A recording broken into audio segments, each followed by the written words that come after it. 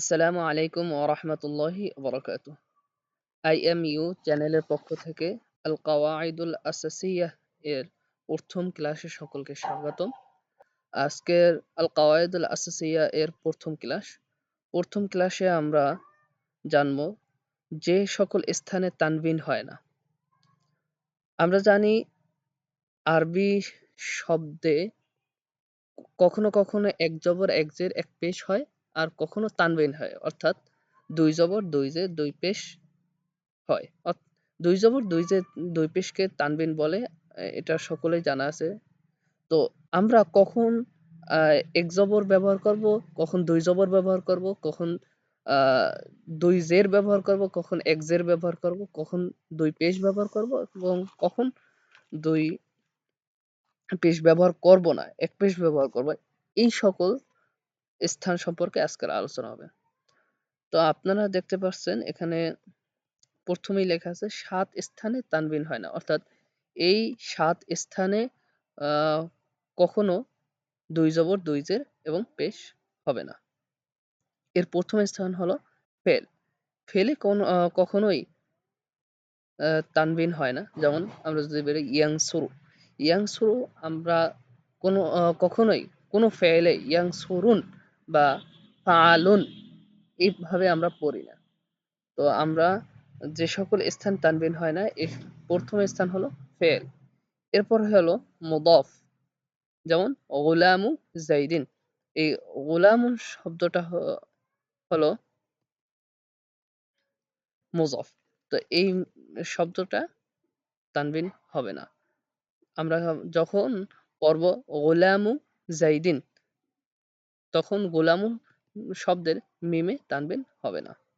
এরপরে আমাদের আছে গয়রু মুনসারিফ। এই গয়রে মুনসারিফ যদি কোনো শব্দ হয় তাহলে আমরা এই শব্দে তানবিন দেব না। যেমন ইমরান, ফাতেমা এবং আফআলু। তো ও- এরপরে আছে ৪ নম্বরে আলিফ ও লাম। যদি কোনো শব্দের শুরুতে আলিফ ও লাম থাকে তাহলে ওই শব্দে তানবিন শব্দের শেষে তানবিন হবে না। এটা এই যে ৭ প্রকার আছে এর মধ্যে এই যে আলিফ লাম, এই আলিফ লামের ব্যবহারটা ব্যাপক। আমরা যদি আলিফ লামের ব্যবহারটা জানি তাহলে আমাদের ইনশাআল্লাহ প্রায় 60% আরবি শব্দে আমরা তানবিন আ হবে কি হবে না এটা খুঁজে পাইতে পারি। তো এই ৭ প্রকারের মধ্যে সবথেকে ইম্পোর্টেন্ট হলো এই আলিফ লাম। আমাদের এটা অবশ্যই খেয়াল রাখতে হবে যে শব্দের শুরুতে যদি আলিফ লাম থাকে তাহলে ওই শব্দের শেষে আমরা তানবিন ব্যবহার করব না। এরপরে আছে নুনুত তাসনিয়া, অর্থাৎ তাসনিয়া করার জন্য যে নুন ব্যবহার করা হয় এই নুনের শেষে আহ, এই যে শেষে নুন আছে শব্দের শেষে এই নুনে কখনোই তানবিন ব্যবহার করব না। এবার নুনুল জামাই, অর্থাৎ জমার যে নুন আছে এই নুনেও কখনো তানবিন দেয়া যাবে না। এরপরে মাবনি। তো আমরা আজকে যেহেতু ক্লাস শুরু করছি, অনেকেই হয়তো ফেল কাকে বলে, মুযফ কাকে বলে, গয়রু মুনসারিফ কাকে বলে, এরপরে আলিফ লাম কাকে বলে, নুনে নুনুত তাসনিয়া কাকে বলে, নুনুল জামা, মাবনি এগুলা অনেকেই হয়তোবা বুঝেন না, জানেন না। তো এইজন্য আমাদের সকলকে আ সামনের ক্লাসগুলো করার জন্য অনুরোধ করছি এবং ধীরে, ধীরে আমরা এই বিষয়গুলা সলভ করে দেব ইনশাআল্লাহ। তো এখন আমাদের এই পর্যায়ে কাজ কি? এই পর্যায়ে কাজ হলো আমাদেরকে এই যে ৭ স্থানে তানবিন হয় না, এই স্থানগুলো মুখস্থ করা। এরকমভাবে ফেল, মুযফ, গয়রে মুনসারিফ, আলিফ লাম, নুনুত তাসনিয়া, নুনুল জামা, মাবনি। খুব দ্রুত আমাদেরকে এগুলো মুখস্থ করতে হবে। আমাদের যখন মুখস্থ থাকবে, এরপরে আমি যখন আপনাদেরকে আ সামনে এই সমস্ত বিষয়গুলো বুঝিয়ে দেব, এরপরে আপনারা খুব সহজেই ধরতে পারবেন এবং আপনারা কোন স্থানে তানবিন দিতে হবে এবং কোন স্থানে তানবিন দিতে হবে না, এই বিষয়গুলা খুব সহজেই বুঝতে পারবেন। তো আমাদেরকে মুখস্থ করতে হবে একেবারে খুব সুন্দর করে। যেমন আমি যদি একটু তাড়াতাড়ি বলি, ফেল, মুযাফ, গয়রে মুনসারিফ, আলিফ, লাম, নুন তাসনিয়া, নুন জামা, মাবনি। এরকম ভাবে খুব দ্রুত পড়তে হবে। আর ফেল যারা পারেন মাশাআল্লাহ আর যারা না পারেন এভাবে মুখস্থ করবেন যে ফেল, ফেলে শেষে তানবিন হয় না। এরপরে মুযাফ, মুযাফের শেষে তানবিন হয় না। মুযাফ কাকে বলে? আ এখন দরকার নেই। আমরা সামনে জানবো। গয়রু মুনসারিফ, গয়রু মুনসারিফ বিশ আ ব্যাপকভাবে আমরা সামনে জানবো। এখন প্রাথমিক পর্যায়ে আমাদেরকে এতটুকু জানলেই হবে যে কোনো পুরুষ শব্দের সাথে আলিফ নুন থাকলে ওই শব্দটি গয়রে মুনসারিফ হয় এবং সমস্ত মহিলাদের নাম গয়রে মুনসারিফ এবং যদি আফআলু এই ওজনে কোনো যদি এসএম আসে তাহলে সেটাকে গয়রে মুনসারিফ বলা হয়। তো গয়রে মুনসারিফের ক্ষেত্রে আমাদের এতটুকুই প্রাথমিকভাবে মনে রাখলেই যথেষ্ট যে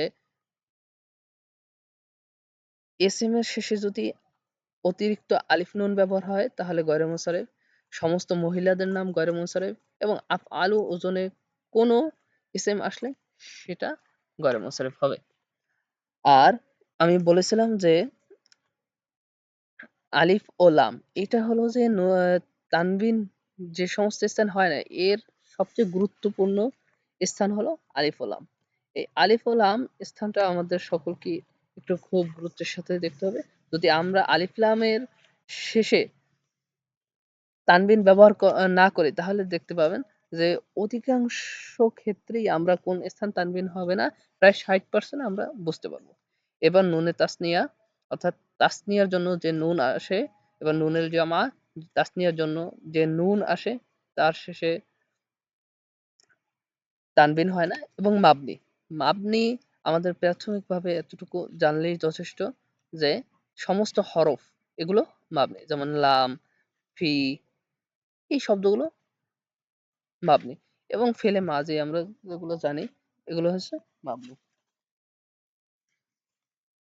তো আমাদেরকে এখন আমাদের এই পর্যায়ে কাজ হলো যদি নাও বুঝি তারপরে এই যে ৭ প্রকার আছে এই ৭ প্রকার আমাদেরকে খুব সুন্দরভাবে মুখস্থ করা। এরপরে আমরা ধীরে, ধীরে সমস্ত টপিকস বুঝিয়ে দেব এবং আমরা সামনে পড়লে বুঝতে পারবো ইনশাআল্লাহ। তো আমরা কিভাবে মুখস্থ করব? একেবারে টানা মুখস্থ করতে হবে। ফেল, মুযাফ, গয়রে মুনসারিফ, আলিফ, লাম, নুন তাসনিয়া, নুন জামা, মাবনি। এরপরে দেয়া আছে তামরিন। যেমন আমরা যদি খেয়াল করি এই যে বিসমি, বিসমির শুরুতেই বা আছে। এই যে বা এটা একটা হরফ। এটা মাবনি। এরপরে